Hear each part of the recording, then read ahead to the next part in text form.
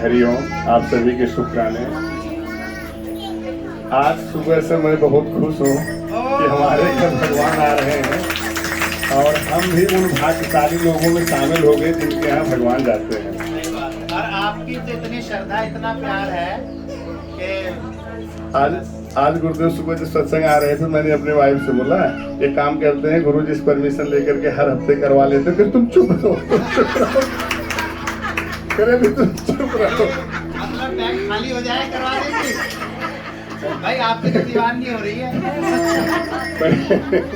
मैंने कहा नहीं, ऐसी बात नहीं है, मेरा भाव आ रहा है, मैं सब कर दूंगा। मैंने कहा मैं सब करूंगा, ये सारे बिस्तर उस्तर मैंने कहा सब लगाऊंगा।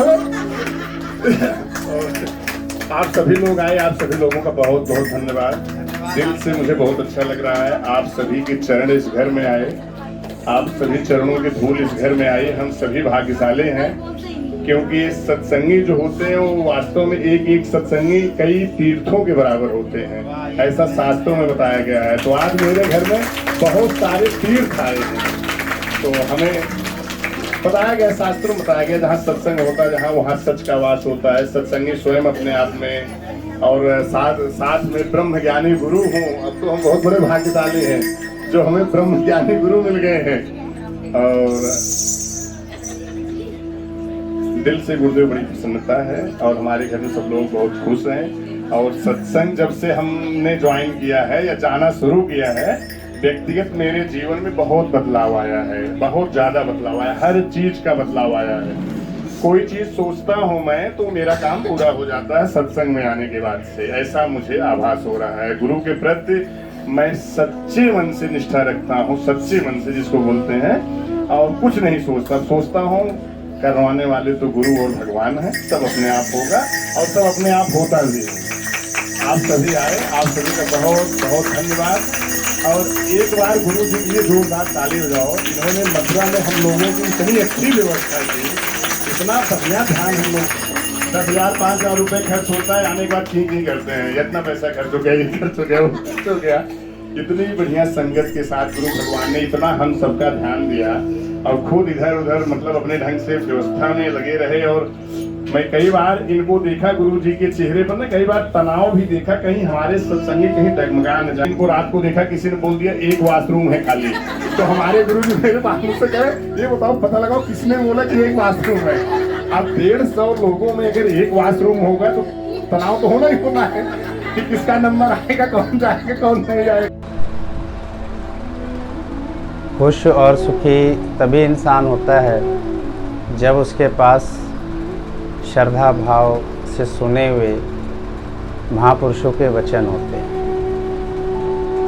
क्योंकि बाहरी दुख तो सब देख लेते हैं और सहायता भी करते हैं, मदद भी करते हैं, लेकिन एक जो अंतर हृदय में जो दुख होता है उसमें कौन मदद करेगा। तो उसमें ये वचन जो हैं यही मदद करते हैं। तो वचन साध के धो धो पी। जितना हम इन वचनों को अपने जीवन में रमाते जाएंगे और इस पर अपने जीवन को चलाते चले जाएंगे, उतना ही जो भगवान ने हमें ये जो जीवन दिया है हम बहुत खुशी और सुख से व्यतीत करेंगे। बात है इस जीवन को जीने की। कौन किस तरीके से इस जीवन को जी के इस धरती से जाता है। जीते सभी हैं, लेकिन जीने का अपना अपना एक तरीका होता है कि हम किसके संग में बैठे हुए हैं, किसके साथ बैठते हैं, कैसे अपने जीवन को व्यतीत करते हैं, कैसे हमारी सोच और दृष्टिकोण है, कैसे हमारे ख्यालात हैं, कौन है जो हमें सुखी भी कर रहा है और दुखी भी कर रहा है। इसके पीछे अगर मूल कारण अगर समझा जाए तो वो है हमारा संग। बाहर किसी व्यक्ति का संग, भीतर किसी विचार का संग। बुद्धि इतनी समझ नहीं दे पाती कि हमें बाहर किसका संग करना है और भीतर कौन सी विचार का संग करना है। इसके लिए विवेक जागृत करना पड़ता है, और विवेक जागृत होता है साथ संगत में आके। जिस प्रकार चंदन को घिसा जाता है तो वो और ज़्यादा शीतलता और महक देता है, इसी प्रकार जब हम अपने आप को साथ संगत में लेके आएंगे तो हमारा जीवन एक ऐसी विचारधारा की तरफ पहुँचेगा जहाँ हंसी खुशी और हर समय का एक आनंद होगा। बाहरी संसार के जो हंसी खुशी और सुख मिलते हैं वो बहुत क्षणिक होते हैं, थोड़ी देर के लिए होते हैं, वो हमेशा के लिए नहीं होते हैं। पर उस थोड़ी देर के सुख और आराम के लिए मनुष्य बहुत बड़ी कीमत चुकाता है, चाहे वो किसी भी रिश्ते से चुकाता है। बदले में उसे उतना नहीं मिलता जितनी वो उस रिश्ते के लिए मेहनत करता है। इसलिए गुरुओं ने और महापुरुषों ने हम इंसानों को कहा है कि क्यों नहीं चलो प्रभु की शरण में। प्रभु की शरण में जब हम आते हैं और भक्ति भाव और सिमरन करते हैं, साथ संगत में बैठते हैं और महापुरुषों के वचन हम साथ संगत में सुनते हैं, तो हमें हमारा वो सच पता चलता है जिसके बारे में पता नहीं था, कि हम सब आत्मा हैं। ये बाहरी रिश्ते नाते, ये बाहरी भागा दौड़ी भले ही हमें किसी ने समझाई और बतला दी, लेकिन अगर देखा जाए तो अंत में हाथ क्या आता है? सुखी कौन हुआ यहाँ पर? खुश कौन रहा यहाँ पर? सब कुछ किया जो संसार ने कहा, लेकिन बहुत ही कम वो बिरला होते हैं जो संत और महापुरुष कहते हैं और फिर उन पर चला जाता है। कौन है जो इतना संत और महापुरुषों का कहना मानता है? क्या हम सुबह से शाम तक एक दिन भी अगर हम भगवान को दे दें तो क्या भगवान हमें नहीं देगा? लेकिन विश्वास हो तब। जितना विश्वास हम धन पर करते हैं, जन पर करते हैं और तरह तरह के रिश्ते नाते कुटुंब कबीलों पर करते हैं, क्या उसका एक क्षणिक मात्र हिस्सा भी हम प्रभु पर करते हैं, तो प्रभु हमें वो शांति, वो खुशी, वो सुख दे सकते हैं। लेकिन ये मन इतनी जल्दी नहीं मानता है, क्योंकि हमें भविष्य की चिंता बहुत जल्दी दिखाता है कि कौन मेरा साथ देगा, धन नहीं होगा, कोई व्यक्ति नहीं होगा, ये रिश्ते नाते नहीं होंगे, नौकरी नहीं होगी, बिजनेस नहीं होंगे, तो शायद मेरा जीवन नहीं चल पाएगा, मैं खुश नहीं रह पाऊंगा, मेरी ज़रूरतें पूरी नहीं होंगी। तो ये किसने असंतोषजनक विचार हमारे अंदर में पैदा किया? हमारे संग ने और हमारी विचारधारा ने। क्योंकि हम सुबह से शाम तक इतनी हज़ारों लाखों दुनिया को देखते हैं कि वो क्या कर रहे हैं, लेकिन नहीं देखते हैं कि संत क्या कर रहे हैं, महापुरुष क्या कर रहे हैं। सुबह से शाम तक हज़ारों लाखों बार हमें बताया जाता है कि हमें ये करना है, और मन भी मान लेता है उन सब की बातों को, क्योंकि ऐसी चकाचौंध की दुनिया है, ऐसी भागा दौड़ी की दुनिया है कि मन उस तरफ झुक ही जाता है। लेकिन ये बहुत मुश्किल है भक्ति की तरफ आ जाए कि मुझे कुछ नहीं चाहिए और मुझे कुछ नहीं करना है भक्ति के सिवा, सुमरन के सिवा, सत्संग के सिवा। आए थे जगत में किस लिए कि सोच विचार तो करो। दिन रात सुबह शाम युगों युगों से महापुरुष और संत हम सभी इंसानों को यही कहते आए कि अपना मूल पहचानो, किस लिए ये मनुष्य देह मिली है, हमें किसका संग करना है और किसकी विचारधारा पे चलना है। तो कोई बिरला ही है जो इन सब बातों को मानता है और सुनता है। करोड़ों में कोई एक निकल के आता है। आप अपने आप से भी देखो कि इतनी बड़ी दुनिया में से आप ही छट के निकल के आए हो। आपको ये शुद्ध जागे के सत्संग लेना बहुत ज़रूरी है, साथ संगत में बैठना बहुत ज़रूरी है, संतों और महापुरुषों के वचन सुनना बहुत ज़रूरी है, और पुरुषार्थ और मेहनत करके, लगन लगाकर, श्रद्धा भाव, भरोसा और यकीन रखकर अगर हम इन पर चलते हैं तो जीवन हमारा बहुत एक हर्षोल्लास से भरता है, जहाँ हमें कहीं भी दुख तकलीफ कष्ट परेशानी नहीं मिलती है। लेकिन ये बिना प्रभु की कृपा के, बिना गुरु की कृपा के, बिना अपनी कृपा के संभव नहीं हो पाता है, नहीं मन मानता है। वो बार बार हमें यही दुनिया दिखाता है कि शायद हमें भी ये सब चीज़ें करनी है। कितनी जल्दी इंसान सत्संग को छोड़ देता है, इतनी जल्दी सत्संग को पकड़ता नहीं है। कैसा धन है, कैसी नौकरी, कैसा बिजनेस, कैसा व्यापार, कैसे संगी साथी, बालक बच्चे, शादी विवाह, मकान, कितनी जल्दी उनकी तरफ आकर्षित होकर वो इस साथ संगत को छोड़ देता है, चंद पैसों के लिए, चंद वाहवाही के लिए, चंद प्रशंसा के लिए, और आए हुए उस सुनहरे मौके को वो छोड़ देता है। यानी वो अभी पूरी तरह नहीं जागा था। इसलिए गुरु कहते हैं पहले जाग जाओ, जागोगे तो कभी नहीं जाओगे।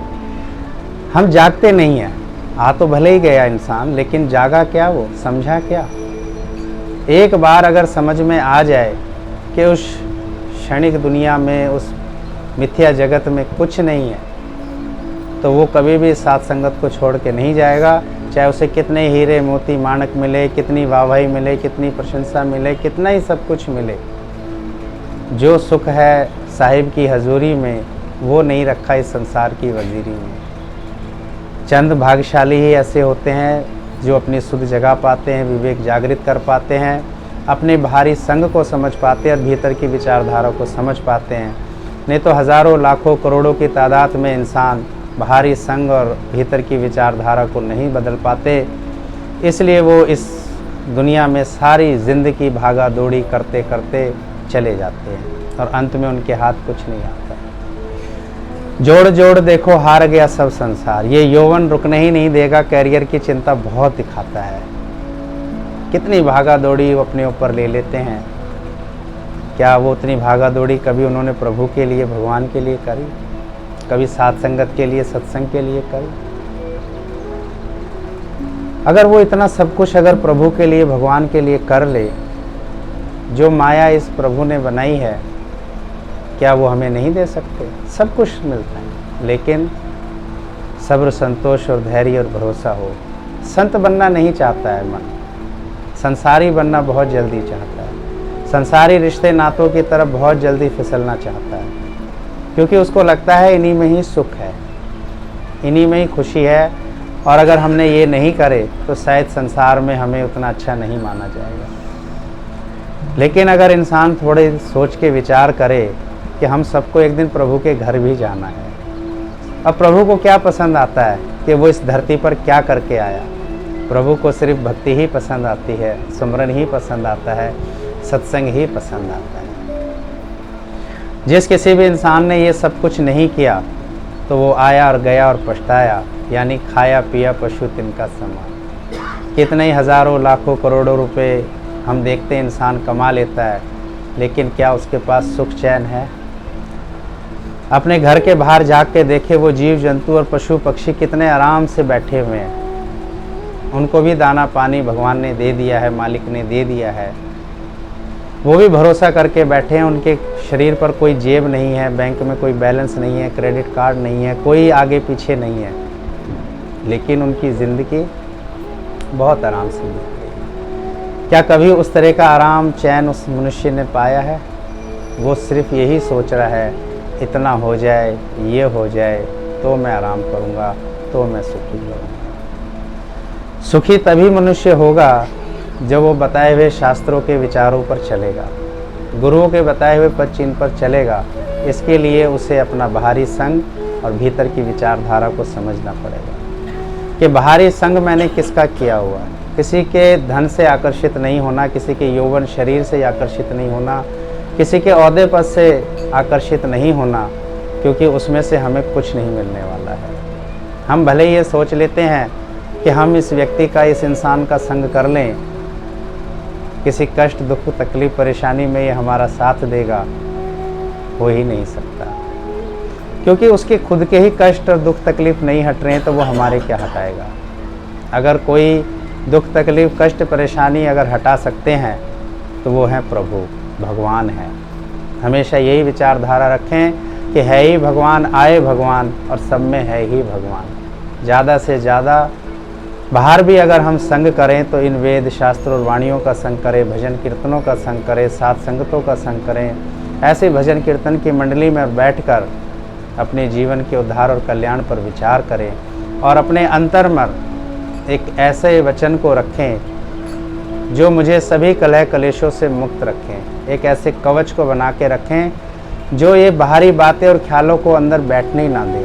नहीं तो ये काम, क्रोध, लोभ, मोह, अहंकार इंसान को चैन से नहीं बैठने देते। देखिए, किसी के पास कुछ धन आ जाता है तो आराम से नहीं बैठता, और धन चला जाता है तो आराम से नहीं बैठता। उसे कुछ भी मिल जाता है, लेकिन जो आराम इन महापुरुषों ने पाया वो ये संसारी इंसान क्यों नहीं पा रहे?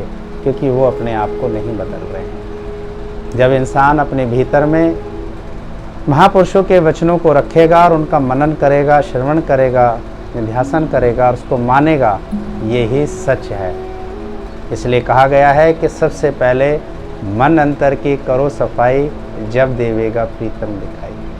वचन भले ही हमने कानों से सुन लिए और महापुरुषों के दर्शन आँखों से कर लिए और हृदय में भी बसा लिया, लेकिन जो सबसे पहला काम था कि अपने अंतर हृदय को शुद्ध करें। जो कुछ भी बीत जाता है इंसान की ज़िंदगी में, वो लौट कर तो नहीं आता, लेकिन उसके ख्यालात इंसान को बहुत परेशान करते हैं। तो मेहनत और पुरुषार्थ करें, प्रभु से गुजारिश करें, सिफारिश करें कि मेरा ये अतीत सब आप हटा दो, ये विचारधारा से मुझे मुक्त करो और मुझे उस जीवन ज़िंदगी में जीने के लिए हौसला दो और हिम्मत और क्षमता दो जो मेरे गुरु बता रहे हैं। क्योंकि उन्होंने कहा है जो खुशी और आनंद आत्मा के जीवन में है वो इस संसार में नहीं है। किसी भी जगह चले गए, कोई भी ओहदा और पद मिल गए और कितनी ही धन दौलत मिल गई और मिले ना ये वचन और वाणियाँ, मिला ना ये साध और संग, तो क्या मिला। बर्तन में अगर तला नहीं लगा हुआ है तो भले ही उसमें से समुंदर जितना पानी भी निकल जाए वो कभी भर नहीं सकता। इसलिए गुरु और महापुरुष हम सभी इंसानों को कहते हैं कि सबसे पहले एक धैर्य का तला लगा, संतोष और सब्र कर, संयम कर और शांति कर। जो जीवन और ज़िंदगी प्रभु ने हमें दी है, बहुत जन्म हमने तरह तरह के जीवन जी लिए हैं, ये बची हुई जो ज़िंदगी है प्रभु के चरणों में रख और अपने जीवन में एक ऐसे धैर्य का बांध कर चलो कि मुझे कुछ नहीं चाहिए। मिल गया सतगुरु और साध संगत, मिल गए ये वचन और वाणियाँ, तो क्या कहेंगे। जिसको ये समझ में आ गई तो उसकी तो भागा दौड़ी बंद हो गई, और जिसके ये समझ में नहीं आई तो उसकी भागा दौड़ी ना यौवन में कम हो सकती है, ना वृद्ध अवस्था में कम हो सकती है। फिर उसने वो जीवन जिया क्या, सोच के देखो। क्या वास्तविकता का जीवन हम इंसानों ने जिया है? सिर्फ एक इंतज़ार ही करते रह गए कि ये प्राप्त हो जाए तो हम बहुत खुश रहेंगे। लेकिन जब हमें प्राप्त हो जाता है, या जिनको ये सब चीज़ें प्राप्त हैं, क्या वो सुखी और खुश हैं? सुखी जगत में तभी मनुष्य हो सकता है जब वो सब्र संतोष को अपने अंदर में स्थान देगा, शांति रखेगा, तसल्ली रखेगा और यही विचार अपने अंदर में रखे कि जो जीवन दिया है वो प्रभु आपका है, मेरे अपने भोग विलास और इच्छाओं के लिए नहीं है, मेरी भागा दौड़ी के लिए नहीं है, अहमता ममता कर्ता के लिए नहीं है। ये समत्व बुद्धि योग के लिए दिया था, ये भक्ति सुमरन सत्संग के लिए दिया था। लेकिन प्रभु की माया ऐसी प्रबल है कि वो बहुत ही कम जनों को बख्शती है। बस उन्हीं को ये बख्शती है जो उसके चरणों में आ जाते हैं। इसलिए आई हुई सभी आत्माओं से गुजारिश है कि शरीर और उम्र में मत जाइए, सिर्फ ये सोच के देखिए कि इस शरीर को छूटने में कोई वक्त नहीं लगता है। कोई ये ना सोचे कि अभी तो जीवन बहुत पड़ा है, हम किससे इस जीवन को आकरें। जाने वाला कभी भी चला जाता है, किसी भी उम्र में चला जाता है। क्या उसने अपना काम पूरा किया?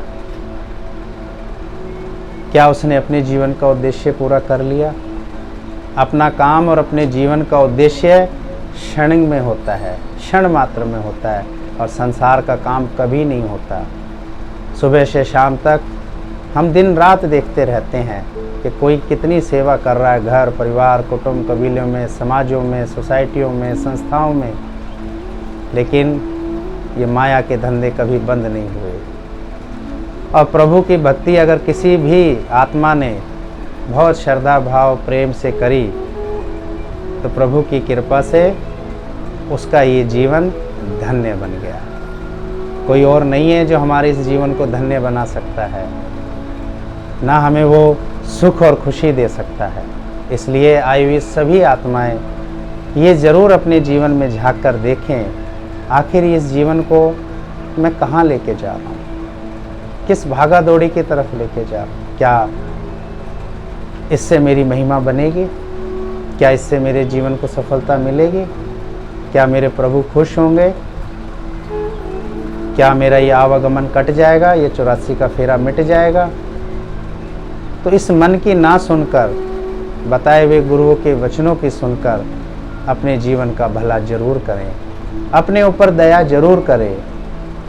ख़ास तौर से जो यौवन वाले आते हैं, ये ज़रूर इस बात को समझ कर चलें कि अगर इस उम्र में हमने इस साध संगत का संग पकड़ लिया और सब्र संतोष को मान लिया, तो प्रभु भी बहुत खुश होंगे कि मैंने इनको जो जीवन दिया वो इन्होंने व्यर्थ नहीं करा। तो अपने इस जीवन को बनाना, इसे खुश और आनंदित चलाना और इस जीवन को उस तक पहुंचाना, यानी परमपिता परमेश्वर तक पहुंचाना, ये स्वयं की जिम्मेदारी होती है और किसी की नहीं होती है।